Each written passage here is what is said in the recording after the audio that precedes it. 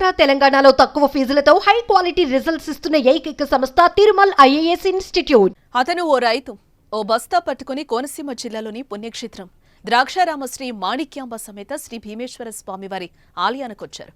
మొదట అందరూ సాధారణ భక్తుల్లానే చూశారు. ఆయన చెప్పిన విషయం విని ఒక్కసారిగా కాస్త ఆశ్చర్యపోయారు. దీనికి కారణమేంటో తెలుసా? ఆయన చేతిలో ఉన్న బస్తాలో 30 లక్షలు ఉండడమే.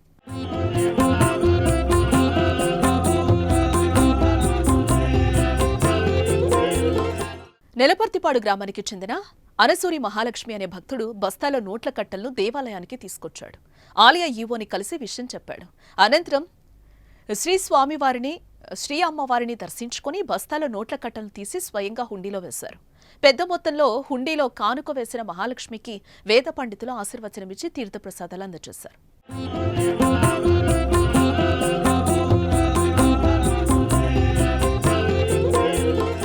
రైతు మహాలక్ష్మి మాట్లాడుతూ తాను 20 ఎకరాల వ్యవసాయం చేస్తూ ఉంటానని, ఎప్పటినుంచో భీమేశ్వరుడికి భారీ కానుక ఇవ్వాలనే సంకల్పంతో ఉన్నానని చెప్పాడు. ఈ మేరకు 30 లక్షలు తెచ్చి హుండీలో వేసినట్టుగా వివరించాడు.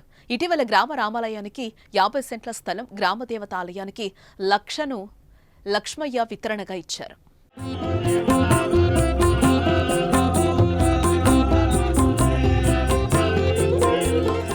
దేవాలయాలను దర్శించుకుని ఎంతో మంది హుండీలో కానుకలు సమర్పించుకుంటూ ఉంటారు. వారిలో సామాన్యుల నుంచి పెద్ద పెద్ద ధనవంతులు, వ్యాపారుల వరకు ఉంటారు. వారి స్తోమతను బట్టి విరాళాలు అందజేస్తారు. అయితే ఓ రైతు ఇంత మొత్తంలో విరాళం ఇవ్వడం విశేషం.